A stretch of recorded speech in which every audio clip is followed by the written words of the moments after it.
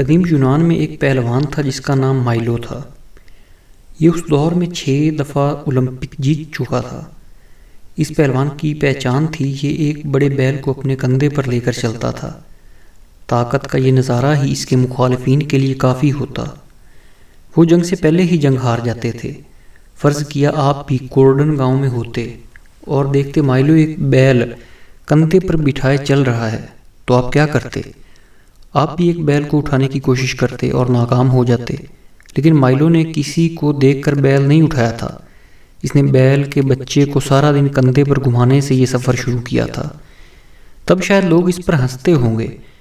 روزانہ بیل کے بچڑے کو کندھے پر بٹھا کر گھومنے والے مائلو کی طاقت بیل کے بچے کی بڑھتی جسامت کے ساتھ بڑھتی چلی گئی، یہاں تک کہ اب یہ دیکھنے والوں کے لیے حیرت کے دور میں داخل ہو گئی۔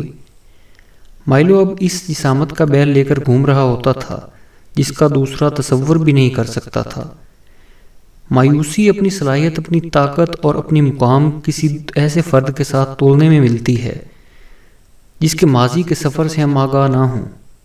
آپ بھی یہ سفر کسی بھی وقت شروع کر سکتے ہیں، لیکن آج کے اس مقام کے لیے شروعات کا یہ سفر شرط ہے۔